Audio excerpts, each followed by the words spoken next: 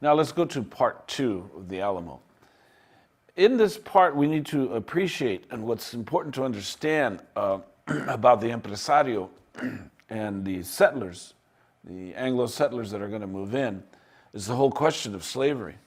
But the significance of the empresario movement is that while they are given some great terms for settling, they must be supporting the Mexican government in the elimination of native resistance movements.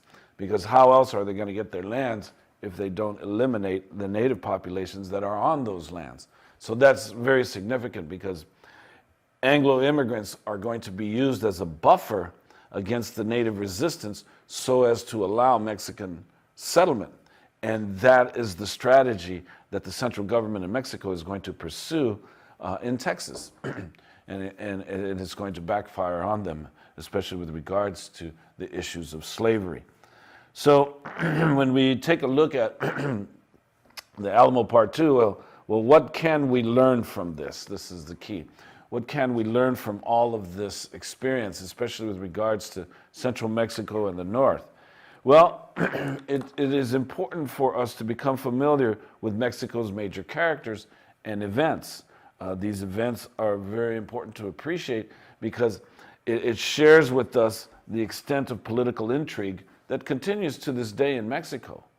Mexico, the Mexican government, the centralization of power, the federalist system in Mexico, its notion of states' rights, the intense cleavages between the states' rights versus federal rights.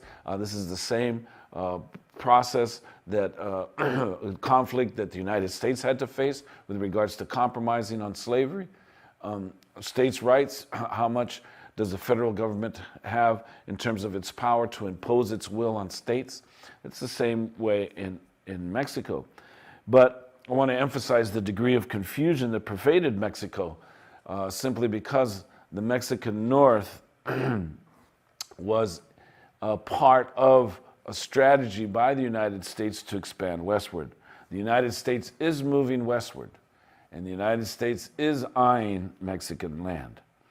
So what is significant for us in Chicano history, what we can learn from this is to realize how the northern communities in Texas, in New Mexico, in Sonora, Arizona, and in California were divorced from the events that were occurring in central Mexico.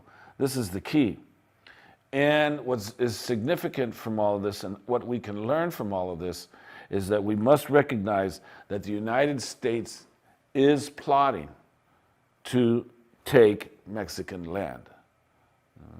The United States is plotting to take Mexico and take Mexican lands. So this is what we can learn from all of these experiences. Now, what's going to happen in Mexico is the postponing of rights for the people of color, because when Vice President Bustamante succeeds in plotting against Guerrero, and remember Guerrero is the black man that freed Mexico. Vicente Guerrero, he is ousted from office through armed insurrection.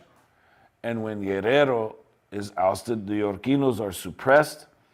Freedom of the press is abolished for those who criticize the government. The Legislative Assembly and the judiciary are badgered into acquiescence, and corruption reached new heights.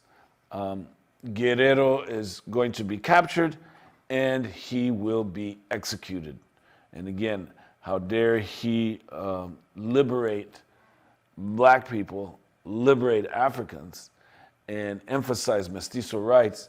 And so there is a conservative reaction to advancing the rights of people of color. So when we take a look at the leaders of the independence movement, the leaders of the independence movement are going to die before the firing squad. Miguel Hidalgo, Jose Maria Morelos, Iturbide, Vicente Guerrero. The only one that escaped death was Guadalupe Victoria. So traitor became the word to identify the leadership. Death was the supreme penalty. This is the foundation of Mexican politics. Let's appreciate that, okay? Now, what is important to understand is that with Bustamante ousting Guerrero, this is the second time a conservative vice president led an armed revolt against a liberal president within a period of 5 years. So we come to this particular man named Lopez de Santa Anna. Antonio Lopez de Santa Anna is important to appreciate. He is a national hero. His character is very significant for us to understand. He will see the dismantling of the Mexican state and the transference of territory over to the United States several times. Once conservatives are back in power since the overthrow of Iturbide, conniving begins. National, state, and local governments are going to be plagued by civil disorder and corruption.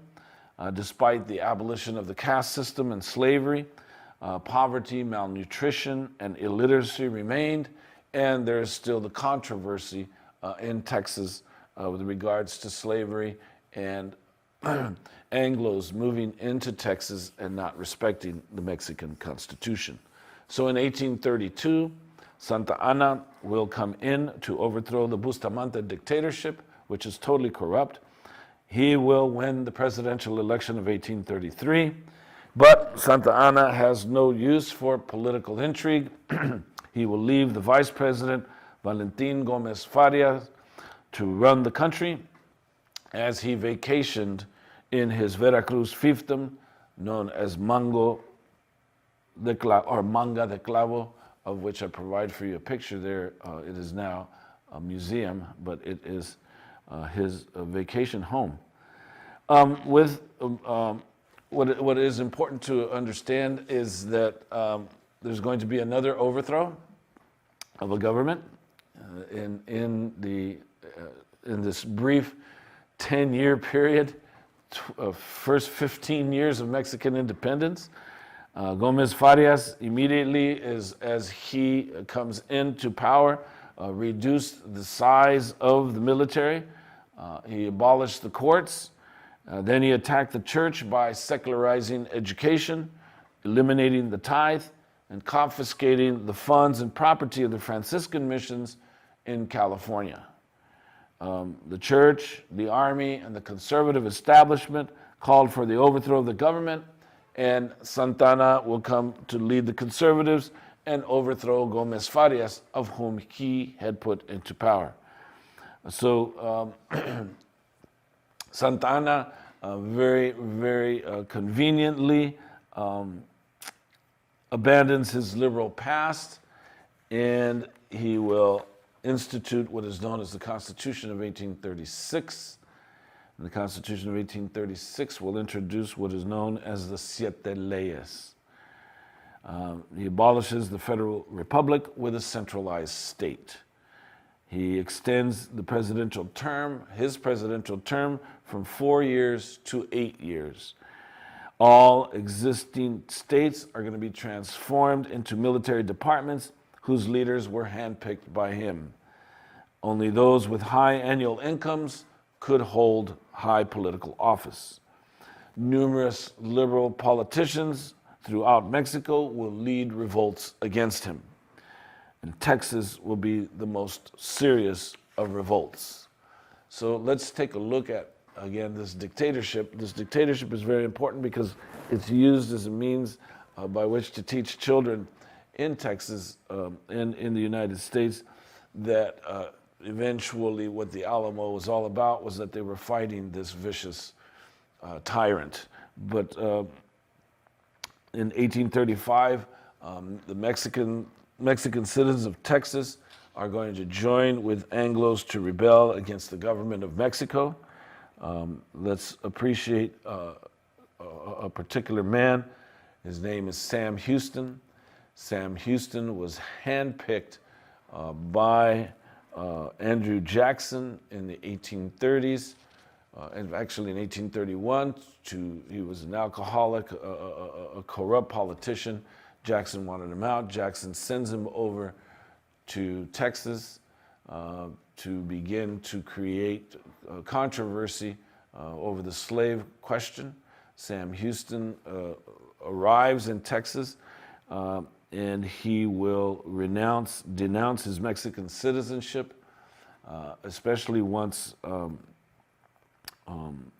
Lopez de Santa Anna implements the Siete Leyes. One of the things about Sam Houston is Sam Houston will run away from the tragedy at the Alamo. He will be drunk while the Alamo is being fought, and as fate will have it,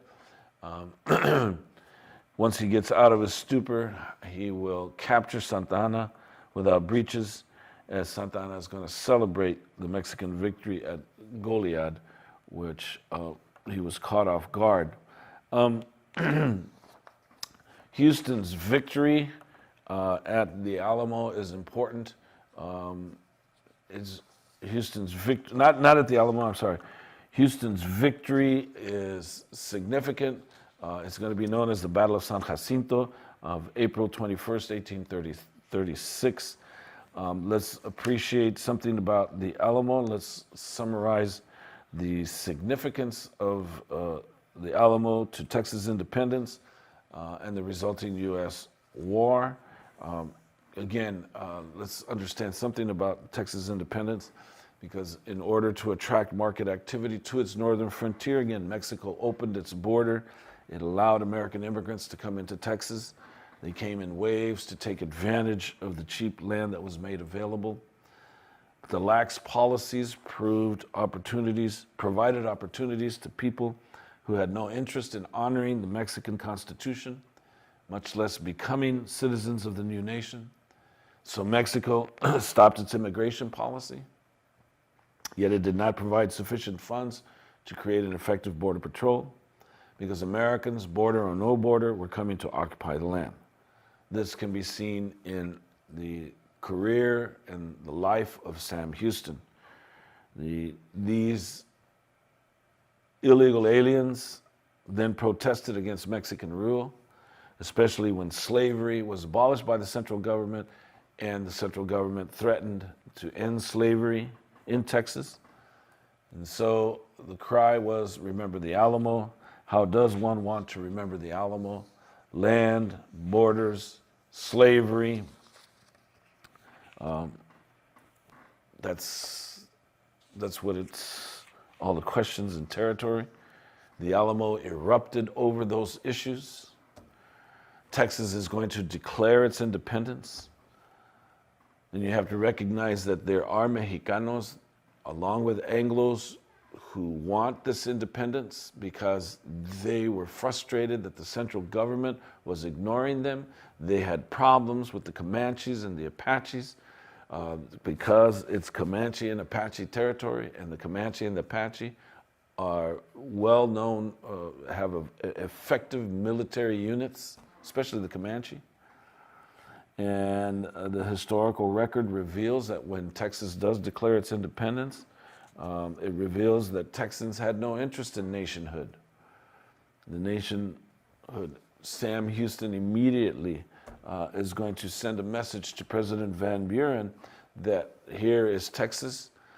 You're welcome to annex it as a state. Yet the historical record, the historical record reveals that Texas is going to be, as an independent nation, is going to have a very shaky existence. The nation is going to be funded by Southern slave interests. In its 9-year existence, Texas will live as an independent nation for 9 years, at least in their minds. Mexico will never acknowledge Texas independence.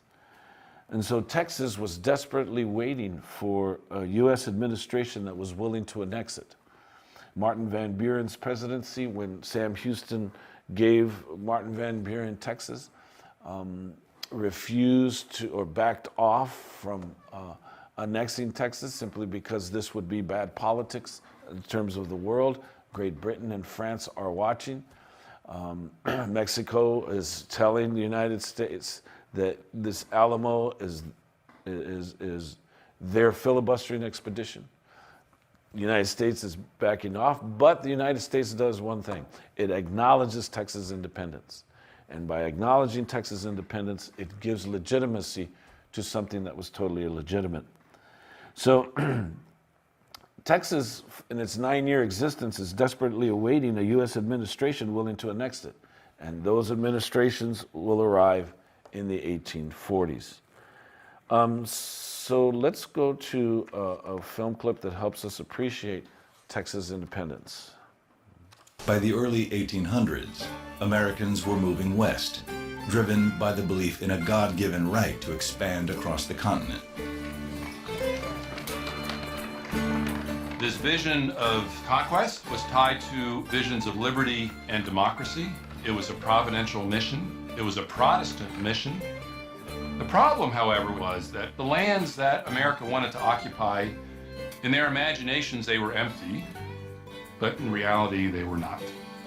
They were full of indigenous peoples of one sort or another, and in various parts of the country, they were full of Spaniards and their descendants. Having pushed the native population west, the United States now stretched across Illinois to the frontier and down through Louisiana to the border with Mexico. The first Anglo settlers to cross the border ventured into the Mexican state of Texas, in 1821, invited by the government of Mexico.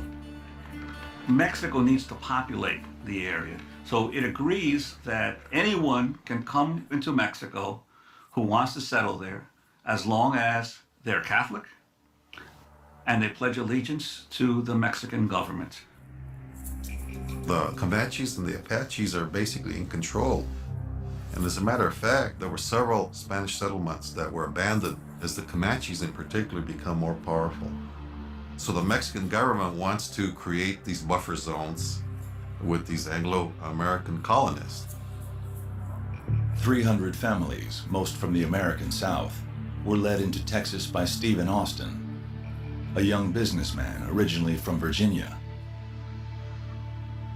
Men like Stephen Austin are interested in transforming Texas from what they believe to be a wilderness into the next great cotton-growing part of the United States. But they understand that they have to work with Mexican authorities, they have to work with Mexican law, they have to work with Tejano partners in developing Texas. A lot of the settlers of Texas at this time are coming out of the American South. They're imagining at least part of Texas as being a slaveholding society. They are never without these sentiments of a special superiority that inheres in the Anglo-Saxon race. Once they start to get critical mass, they're not necessarily ready to accept Mexican government, and they start to find fault with the demands that Mexicans are making of them in order to be accepted in Texas society.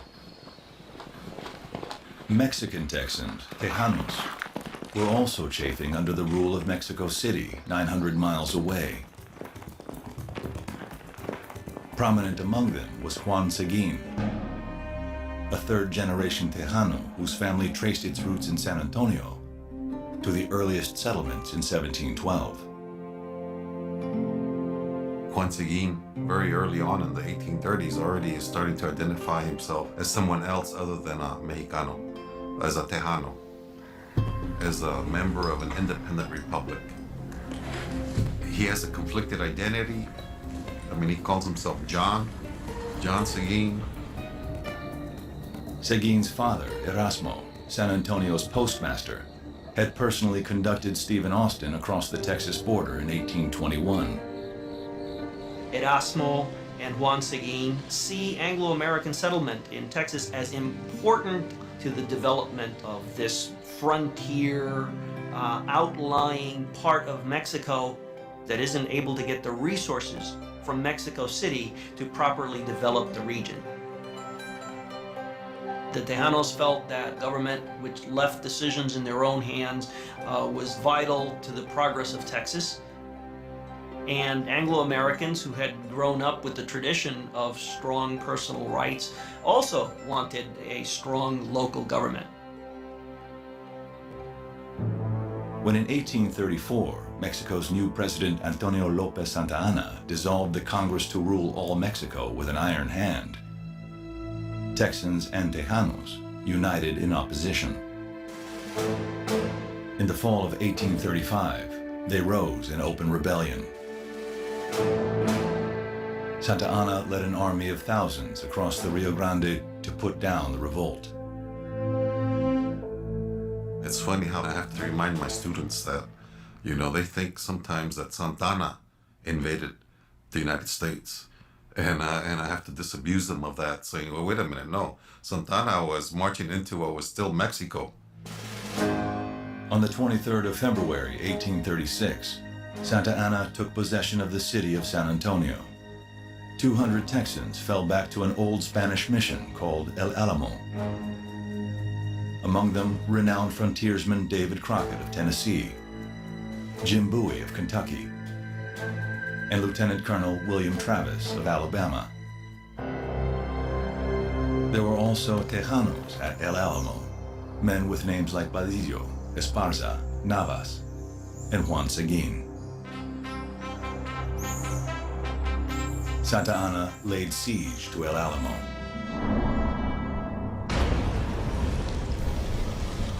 On the 25th of February, Seguin was sent behind enemy lines to gather reinforcements.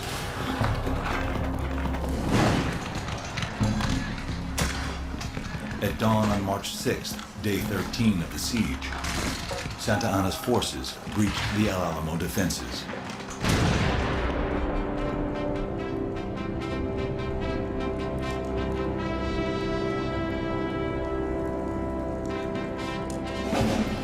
Later that day, Juan Seguin headed back to El Alamo. Seguin listened in vain for the signal gunshot that was to be fired every 15 minutes, as long as the fort held. All the defenders at El Alamo, 189 men, had been killed. Seguin was left to bury their ashes. Travis, Bowie, Crockett are our brothers, whose valor places them in the rank of my heroes. To the cry of "Remember the Alamo," Seguin gathered a company of Tejanos and joined General Sam Houston's Army of the Republic of Texas at the Battle of San Jacinto. The Mexican army was taken by surprise. The decisive battle of the Texas Revolution lasted all of 18 minutes. Santa Anna surrendered, handing over Texas to Houston's Army of the Republic of Texas. Juan Seguin was named military commander of West Texas, elected senator of the new republic, and later mayor of San Antonio. But the survivor of El Alamo would soon find himself torn between his allegiance to the Republic of Texas and his loyalty to his own people. You have an influx of Anglo newcomers, and what they remember is their countrymen being slaughtered by Santa Anna. So reprisals are taken against all Mexicans, including those who fought on the side of the Anglo settlers. People are being randomly murdered simply for being Mexican. They're being pushed off their land by squatters who are trying to lay claim to these lands. They're taking cattle, they're taking horses.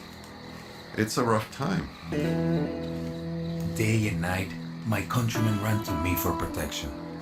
Could I leave them defenseless, exposed to the assaults of foreigners who treated them worse than brutes? These are landowners. These are Mexican elite members coming to Juan Seguin and asking him for protection from the aggressions of these newcomers. Juan Seguin is powerless to do that. He's trying to uphold the law, and these brigands, if you will, are refusing to abide by the law. In fact, they threatened him personally. The people who just arrived see the people who have been here for a long time as the outsiders. A conspiracy was organized to ruin me. Every party of volunteers en route to San Antonio declared that they wanted to kill Juan Seguin. His Anglo allies will sell him out. They will not protect him when he needed protection. He has to give up the mayoral position in San Antonio. On the 30th of April, a friend sent me word that a company was coming down the river burning ranchos on their way. Unable any longer to suffer the persecution of ungrateful Americans, I had to leave Texas, abandon all for which I had fought, to become a wanderer. Juan Seguin fled to Mexico in 1842. In the 20 years since his father led 300 families into Texas, the line that would divide Latinos and Anglos had been drawn.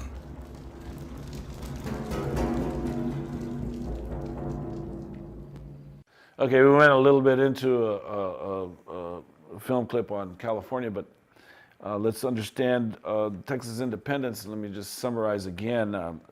Mexican citizens of Texas are going to rebel with the Americans. An example, classic example, is this man named Juan Seguin. We need to appreciate Juan Seguin in this picture here. General Sam Houston is going to renounce his Mexican citizenship. He will not be at the tragedy at the Alamo. He's going to be drunk, hiding out near a place that eventually is going to be called Houston.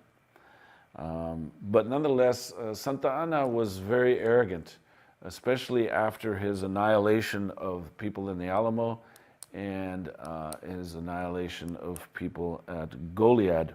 I mean, at Goliad. In Goliad, he is going to have no quarters and he's going to eliminate all opposition. But he's going to be celebrating the Mexican victory. He assumes that that's the end of the fight, and that he celebrates. And what's going to happen is that he will get caught off guard. He's going to be without his pants, without his breeches. He's going to have to put on the uniform of a private. And here he is, the president of Mexico, the leader of the Mexican army, in the uniform of a private because he was caught off guard. He was celebrated. Houston's victory happened in, 12 minutes? Just like that, because everybody was drunk. This is going to be known as the Battle of San Jacinto, April 21st, 1836. Houston, like as I shared with you, will immediately send message to President Van Buren to annex Texas as a state. Again, Sam Houston is a great hero of Texas, along with all of those who died in the Alamo, at least the Anglos who died in the Alamo. Juan Seguin, the tragedy of Juan Seguin is that, of course, he relied on Anglo support, and the Anglos never came through for him. This is usually what happens to Mexicanos who attempt to trust and put faith in non-Mexican citizens. So, the Alamo, what's going to happen is, in Mexico is 2 years after the Alamo, the French are going to invade Mexico in 1838 over debt claims, and they're going to bombard Veracruz. Let's appreciate something about Mexican political history between 1833 to 1855. It's going to be characterized by chaos, by anarchy. Between May 1833 and August 1855, just to share with you, the presidency is going to change hands 36 times, with the average term for a president being about 7.5 months. Again, the political intrigue of the center is significant here. So, that's the Alamo. That's the end of part 2 of the Alamo.